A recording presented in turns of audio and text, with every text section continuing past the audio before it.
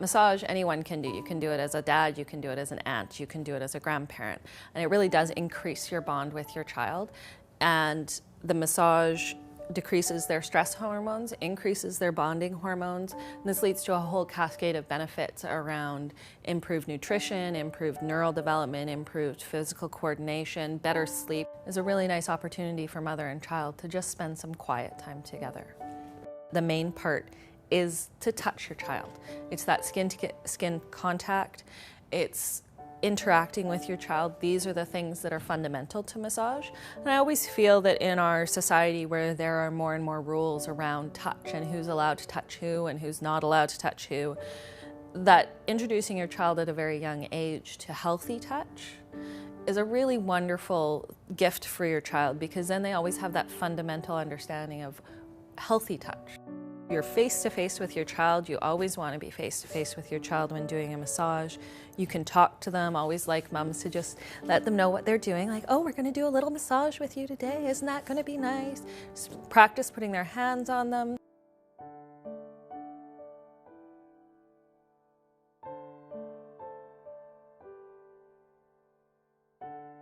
So when you're working with your child, you do want to use an oil. If you don't, you kind of catch on the skin and it's irritating. So you want an oil. On limbs, you really want to make sure you get into this little L area, L for limbs, and as well as the palms. You want to use a plant-based oil. The specific oil is not important as long as it's a quality oil. You want to use a plant-based oil, preferably one that's cold-based. It can be as simple as your household olive oil or your, I prefer something like grapeseed oil as it's lighter. The olive oil's got quite a thick touch. I tend to use something called rice bran oil. It's an oil that I found I use in my practice.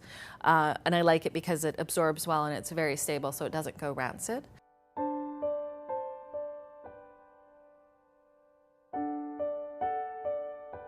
With the full body massage, we like to start on the legs, and you always want to start with one limb. So we start with what's called the airplane, and this is the only stroke where you want a stiff hand. So you just touch down across the foot. It's a nice simple stroke. And most of these strokes you want to do 2 or 3 times. Next thing I do is 2 thumbs coming onto the heel. We make little circles going up the length of the foot. And in terms of rate, you do want to be slower rather than faster. Slower is more sedating. If you go too fast, it can be very stimulating for baby. So you do about 3 of those little thumb circles, and then you just grasp a hold of their little toes and roll. And that's, to give you an example, it just looks like this. Now, sometimes babies will be all rolled up, both in toes and hands. What you can do is just insert your thumb inside and just work on opening those up a little bit. Next, we're going to move up into doing what's called ringing. We're going to put our 2 L's, like we talked about here. We're going to roll them back and forth. Now, if baby's not very cooperative and wants to pull that leg in, as they sometimes do, I suggest that you just cup the ankle and just do one hand at a time. You go all the way up to the hip and all the way back down. And then you do the other side. So when you're doing it one-handed, it does take a little bit longer because you have to, one whole leg stroke takes a little bit longer, but you go all the way up and all the way down. And after you've done that 2 or 3 times, you just cup the whole leg, and this is called milking. Now, I've never milked a cow, but I'm guessing that's what it's named after. And this is the one stroke you want to avoid as your child starts to reach 3, because they get valves in their veins, and at that point you don't want to push against the pressure of those valves. So it causes varicosities in older people as those valves start to give way. You always want to do one leg at a time. It starts to help baby distinguish between its 2 separate sides and realize that different things can happen to different sides. It's a big part of the crawling mechanism is getting babies to be able to do this. I always like to finish with just a little bit of what I call the bicycle. And don't be shy about taking the knees up into the belly. This starts the whole process of just getting things moving through there. This also, of course, mimics the early crawling movement of the legs. Then we cup behind the knees and we do a little circle like this. And again, this is right to left. This goes back to the clockwise issue. This is always the direction you want to go, is from baby's right over to baby's left.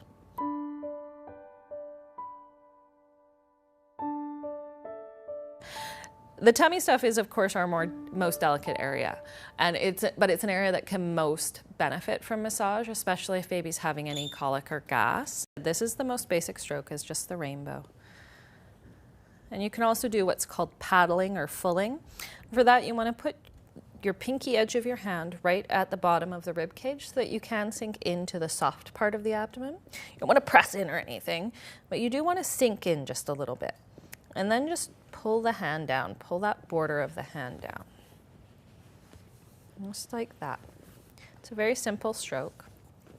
All of these things help to stimulate baby's digestion, help move food through the digestive tract, which reduces gas, diarrhea, constipation, all of those things. And of course improves absorption of the food, which helps baby grow. And then we start to transition into the chest. I do call this the cross the heart.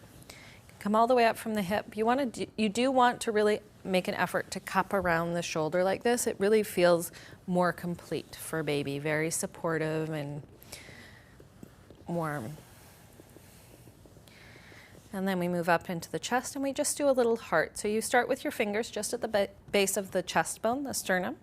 Come up, you make a little heart, and you come back down to the point at the bottom of that sternum. And you come up and around and down.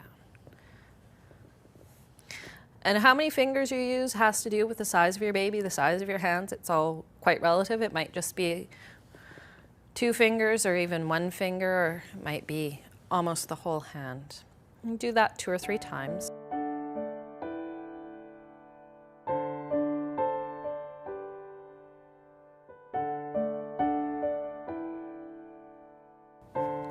And the arm and the leg, I try to make them fairly similar because it's an easier thing to remember. But we do start with our little thumb circles on the palm. We make circles up to the base of the fingers. And again, we just do the little rotation of the fingers next, just like with the thumb. So you're just rotating them in their socket. And again, if they don't want to open up, just rotate the thumb in there, just stimulate the palm of the hand a little bit. And then we just grasp here at the wrist and we just give a little shake. And sometimes baby will let their hand wiggle like that, which is ideal. Sometimes they won't, but it's always nice to give it a try. We move back to our L's. And often at this point, more oil is needed in here. We get in to do the ringing. And with the arms especially, we do often see the need to just do one hand at a time, partly because of just the size of the real estate. Arms are small. Once you've done that 2 or 3 times, you do the milking, just like in the leg, down from the top, down to the wrist. And you'll notice that on the limbs, we have always tended to finish with a stroke that goes down from close to the body out to the ends of the limbs. And that's because it's in the direction of hair growth. And smoothing in the direction of hair growth is a more sedating stroke, so it's a nice way to finish. The ringing is a little bit more of a stimulating stroke, but it encourages blood flow and gets more into the muscle. So that's why we start with that, kind of get things going and then just calm them down. So from there, we would go on to the other arm. Do the same thing there. Again, as I said, you do want to do one limb and then the other limb, but they're mirror images of each other.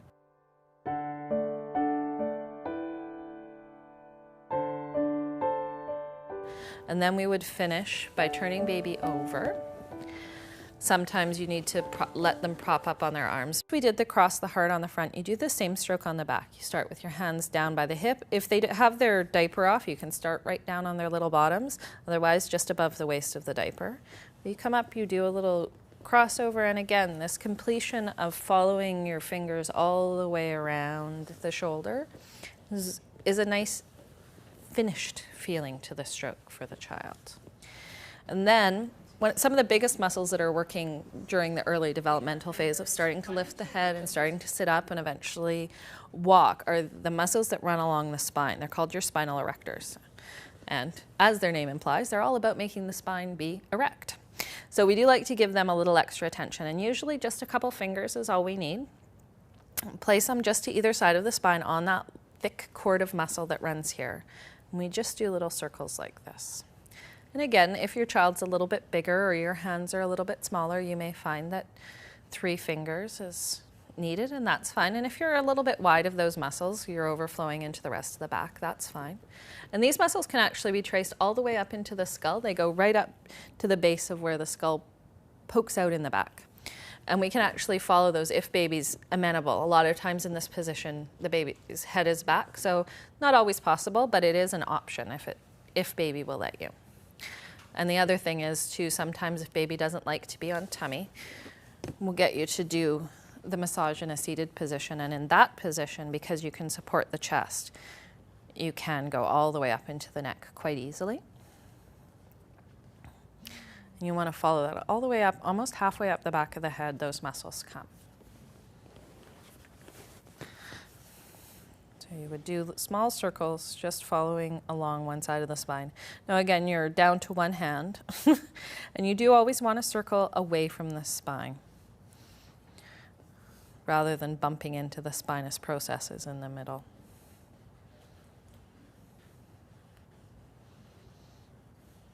And then again, in that sedating manner, we want to go down, and you can actually include the back of the head in this stroke, just down. And this is a very natural stroke. This is something most parents do at some point with their child, just a gentle stroke. But again, this is just sedating. It's very comforting. And you want to keep your hands soft. You'll notice my hands were soft. They weren't rigid through the massage. You want nice, broad, soft contact and slow. So that's plenty fast. And that can be one hand or that can be two hands. And there we've covered the whole baby.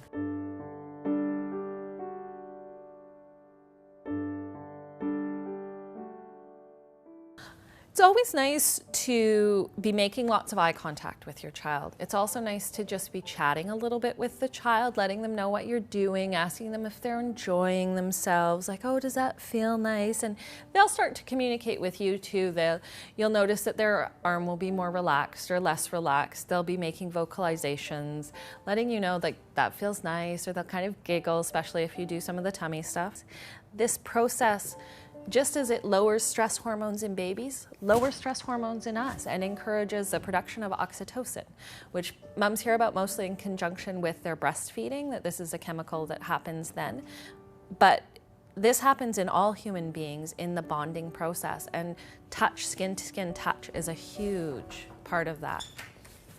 I often suggest in the evening, because it does encourage sleep, you can set up a nice little rhythm of bath, massage, bed, and having it integrated into a certain part of the day can help baby be a little more receptive. We can never control whether or not baby is going to be in the right state of mind, sadly, but we can kind of try and capitalize on a rhythm to it and an expectation on the child's part that this is coming.